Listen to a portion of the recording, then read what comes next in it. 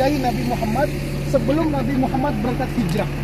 Jadi sebelum Nabi Muhammad ke Madinah, Nabi Muhammad ini sembunyi di sini. Ya. Padahal Bapak Ibu sekalian, tujuan Nabi Muhammad itu ke Madinah. Di Madinah itu arahnya ke sana. Madinah itu ada di utaranya kota Mekah, arahnya ke sana. Kenapa Nabi Muhammad ke arah ke selatan? Karena tidak lain untuk mengecoh orang-orang Quraisy supaya tidak ketahuan, ya. Di atas itu Bapak Ibu sekalian, di puncaknya ada batu yang paling besar tuh yang kelihatan dari sini, ya. Itu ada gua yang mana hanya bisa diduduki atau ditempati oleh 2 orang dengan posisi 1 orang selonjoran, satunya tiduran, ya. Jadi dalam kisah itu yang selonjoran siapa? Yaitu Abu Bakar. Sedangkan yang tiduran itu adalah Nabi Muhammad SAW. Nah, Bapak Ibu perhatikan coba, ya. Apakah orang-orang Quraisy tidak sampai ke sana? Sampai, ya. Orang-orang Quraisy ketika mencari Nabi Muhammad itu sampai di atas gunung sana, Mbah. Paham, Mbah? Ya. Pokoknya tangkap aja, Mbah. Ya. Sampai di sana Bapak Ibu sekalian, ya.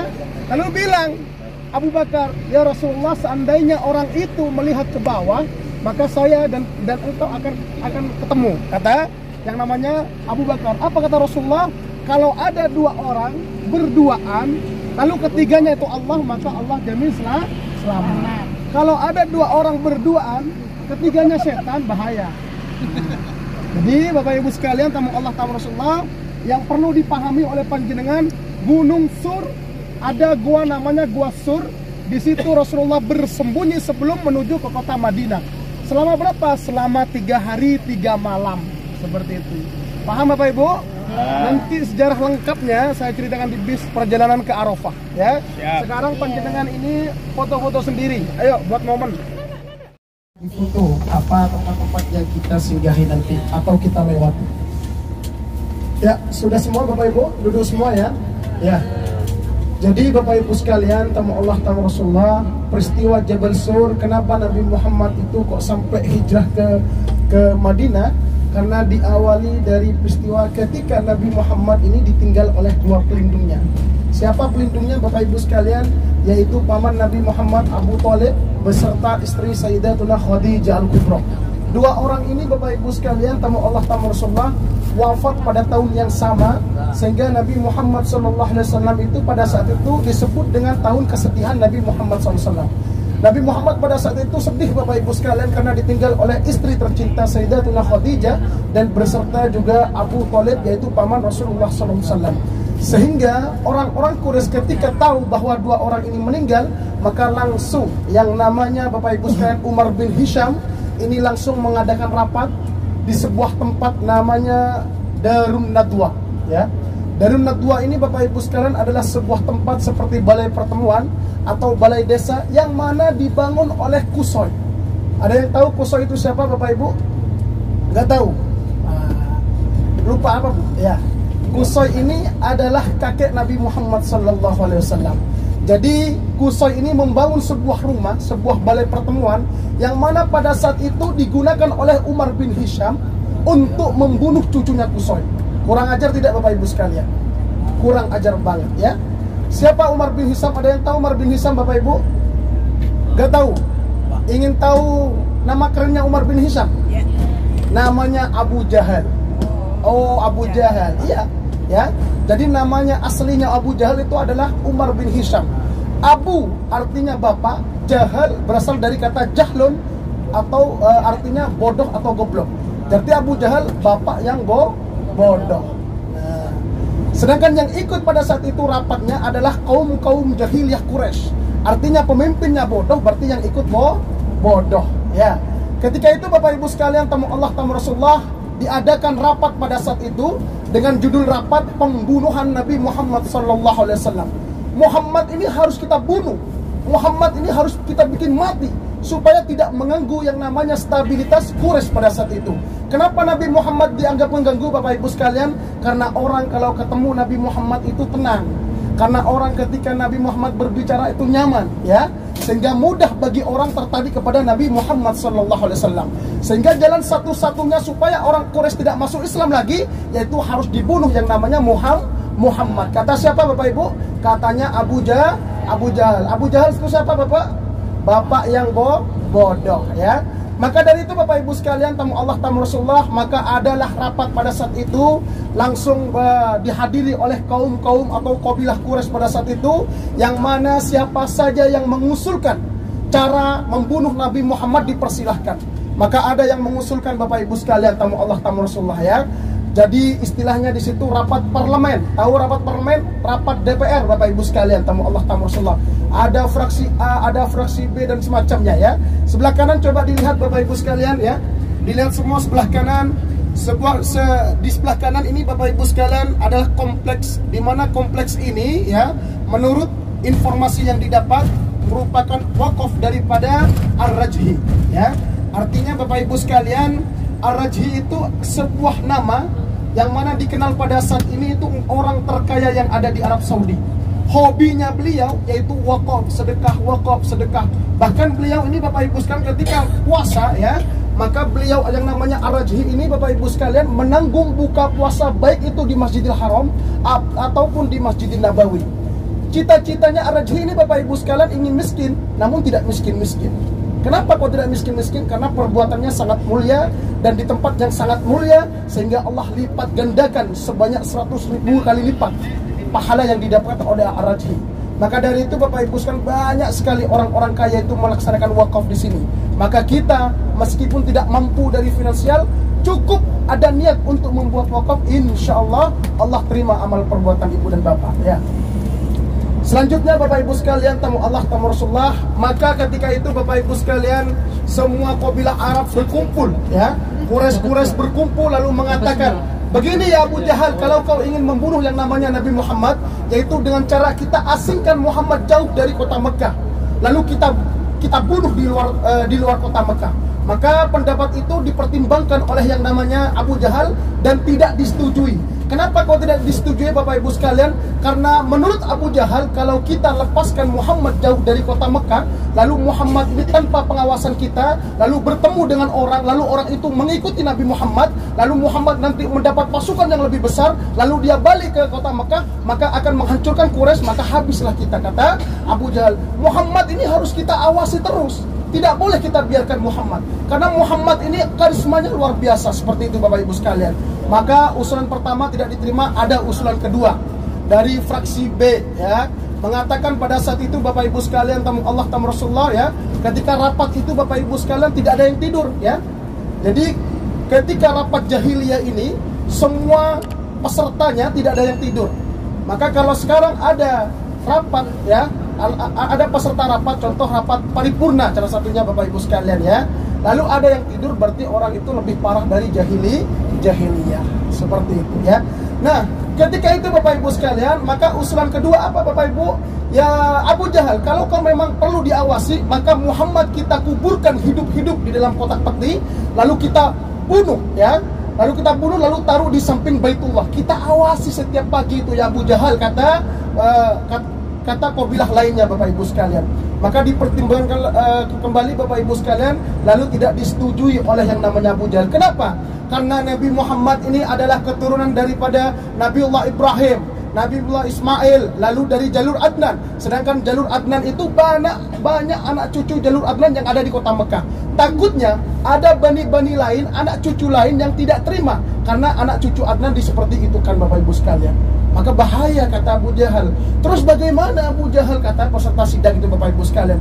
Begini, cara membunuh Muhammad kita usulkan satu orang ya, masing-masing kabilah mengutus satu orang ya, yang ahli dalam berperang, lalu kita kepung rumahnya Nabi Muhammad, lalu kita bunuh ketika dia keluar, kata Abu Jahal Bapak Ibu sekalian, tamu Allah, tamu Rasulullah. Masya Allah Bapak Ibu ya, ketika rapat itu ide-ide itu munculnya dari siapa Bapak Ibu? Dari syaitan ya. Sebelah kanan coba dilihat Bapak Ibu sekalian ya, ini adalah perumahan orang Arab Bapak Ibu sekalian ya, yang bertanya di mana rumah orang Arab Mas, yaitu di sini ya.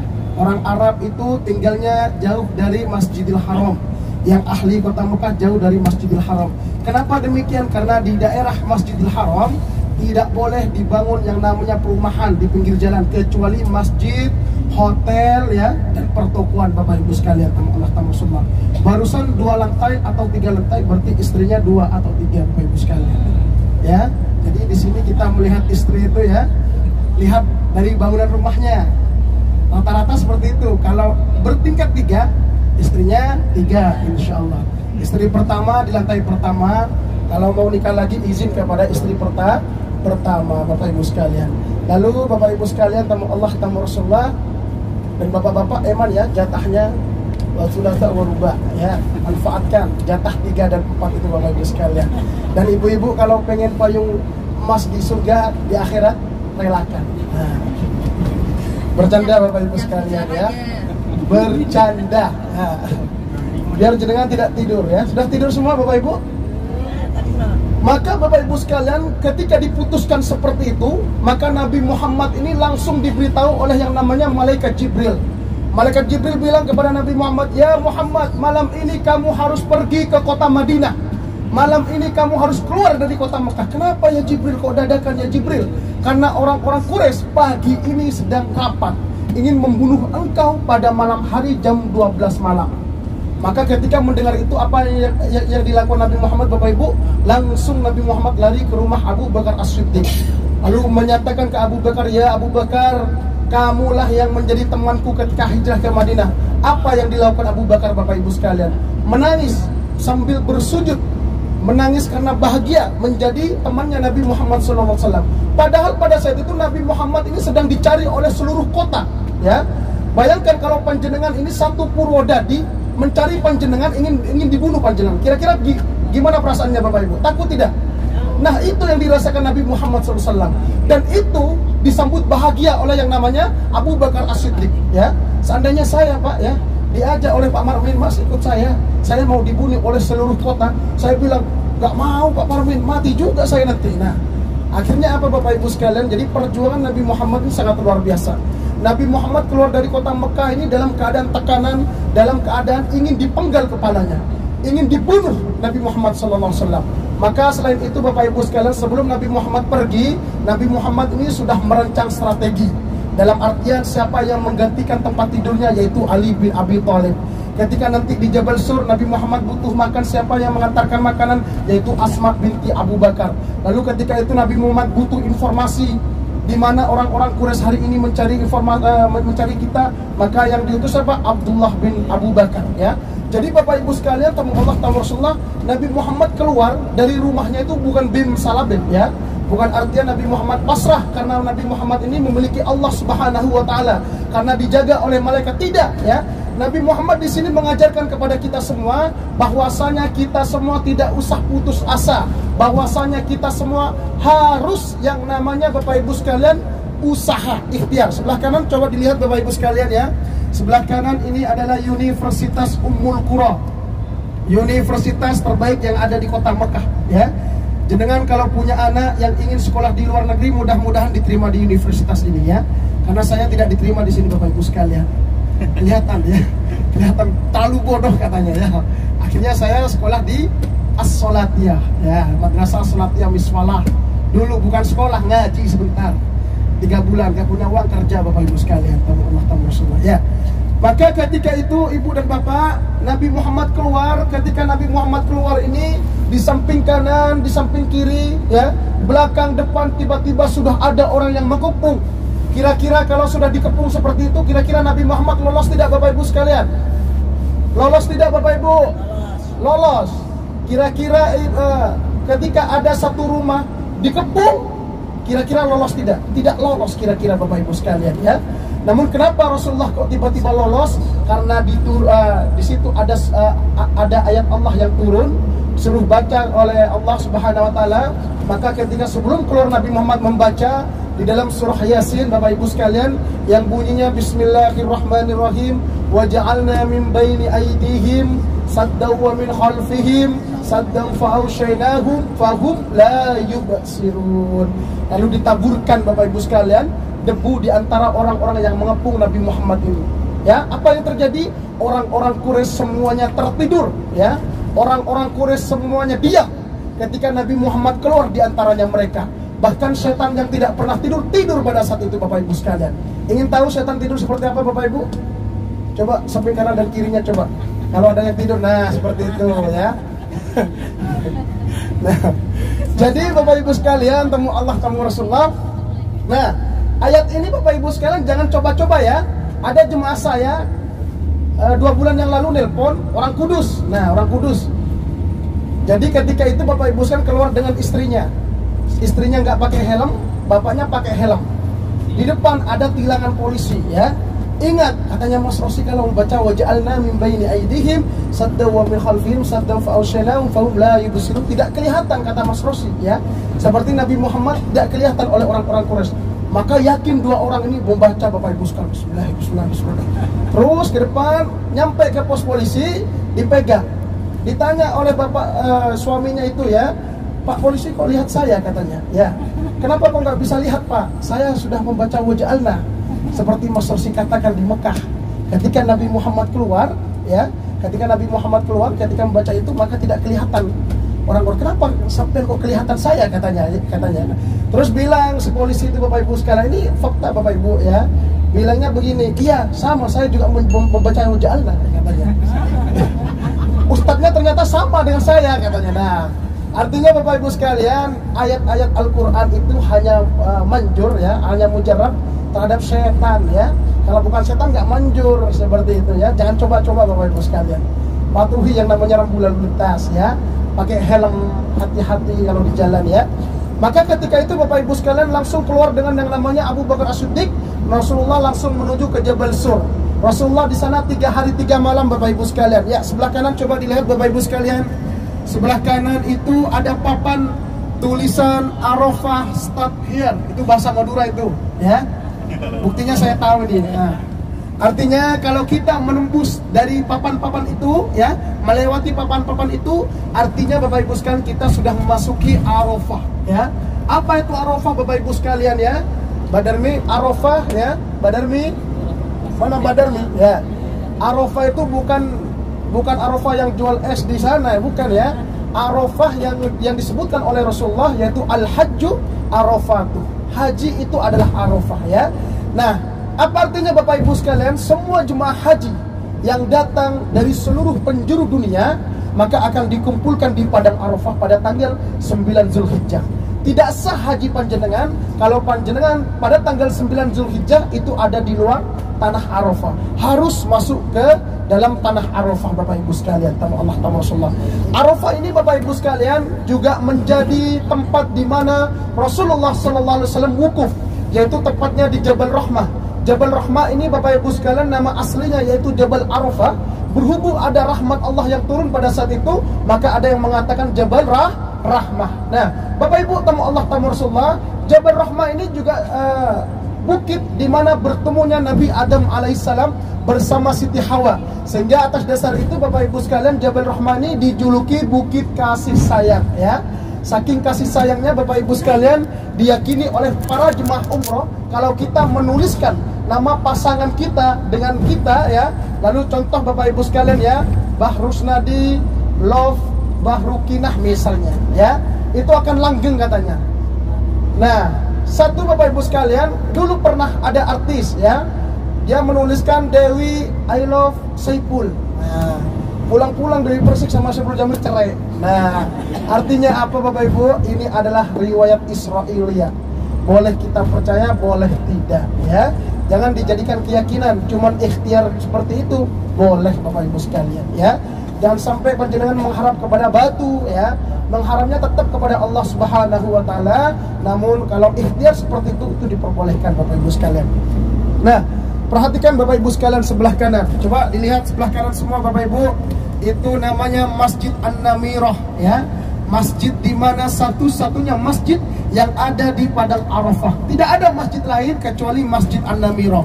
Ketika itu Bapak Ibu sekalian, pada tanggal 9 Zulhijjah, masjid ini akan penuh dengan jemaah haji Bapak Ibu sekalian. Sekarang kosong Bapak Ibu sekalian. Jadi di Armusna ini, di Arafah, di Musdalifah, di Mina hanya berfungsi 1 tahun sekali bangunannya. Begitupun airnya hidup 1 tahun sekali Bapak Ibu sekalian, yaitu pada saat musim haji. Nah, kita ini akan memasuki padang Arafah Bapak Ibu sekalian, tamu Allah, tamu Rasulullah.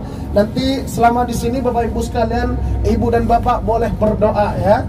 Boleh berdoa karena ini merupakan maqam ijabah pada tanggal 9 Zulhijjah ya. Tidak ada bumi Allah yang lebih mulia, Tidak ada tempat yang paling ijabah pada tanggal 9 Zulhijjah kecuali di Arafah ini Bapak Ibu sekalian. Sehingga Bapak Ibu sekalian di sini diwajibkan untuk wukuf. Para jemaah haji semuanya wukuf dan berdoa kepada Allah Subhanahu wa taala, karena pada saat itu Allah akan mencabut segala rahmat lalu dikumpulkan di Arafah. Bahkan Allah mengutus malaikatnya untuk turun ke langit dunia, bahkan Allah pun juga turun ke langit dunia sehingga awan ini gelap, sehingga hujan yang datang Bapak Ibu sekalian.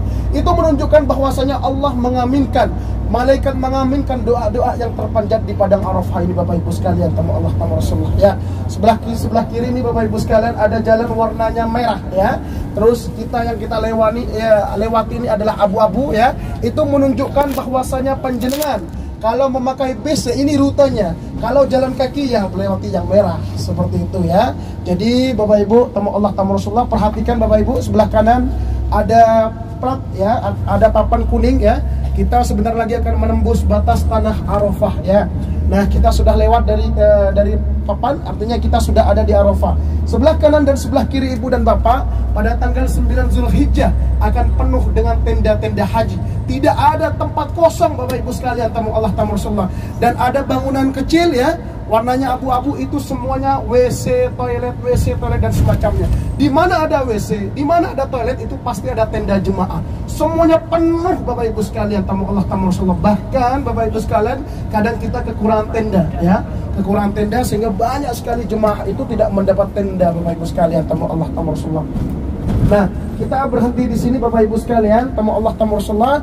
Lalu kita akan berjalan ke depan ya, sekitar 900 meter kita jalan ke depan ke Jabal Rahmah ya. Dan untuk yang sakit kami sarankan di bis saja ya, karena ini lumayan jauh jalannya Bapak Ibu sekalian. Dan bagi yang ibu dan bapak yang turun, insya Allah tidak terasa, tidak terlalu panas, karena kita nomor 1 ya. Jadi kita kalau disiplin itu Bapak Ibu sekalian, keuntungannya ada di kita. Tidak terlalu panas, tidak terlalu krodit dan semacamnya Bapak Ibu sekalian, tamu Allah tamu Rasulullah. Maka nanti setengah jam kemudian insya Allah tempat ini akan penuh ya. Insya Allah nanti kita buktikan bersama-sama, kita lihat bersama-sama. Nanti kalau menuju bis Bapak Ibu sekalian, ibu dan bapak, kami harapkan untuk bersama-sama. Jangan jalan sendiri-sendiri, karena nantinya ini akan penuh ya, penuh bis. Takutnya panjenengan malah nyari-nyari bis. Cukup panjenengan perhatikan apa yang kami himbaukan, insya Allah kita akan berjalan dengan lancar Bapak Ibu sekalian. Nah, bagi teman-teman yang mau order kaos keren, silahkan bisa di marketplace Shopee, Tokopedia, Bukalapak maupun Lazada. Caranya tinggal ketik saja Muhammad Ervando ya. Nah, teman-teman tinggal pilih untuk kaos-kaos kerennya. Kemudian yang cocok langsung saja di order. Untuk kaos-kaos kerennya ya, bisa di order satuan, lusinan ataupun borongan, silahkan bebas. Nah, berikut ini saya kasih rangkumannya ya. Nah, teman-teman ketik saja di Shopee, Tokopedia, Bukalapak, Lazada, ketik Muhammad Ervando. Nah, kemudian juga tersedia kaos lengan panjang dengan desain-desain keren. Tinggal teman-teman pilih di marketplace Shopee, Tokopedia, Bukalapak, Lazada. Cuman untuk kaos lengan panjang ketiknya Vando Official Shop ya. Spesial untuk kaos lengan panjang, bisa untuk pria maupun wanita. Nah, untuk wanita yang berjilbab sangat cocok ya, karena pakai lengan panjang tersedia juga. Dan tentunya dengan desain-desain kaos yang keren, kekinian. Nah, silakan teman-teman bisa ketik di Shopee, Tokopedia, Bukalapak maupun Lazada, ketik saja Vando Official Shop.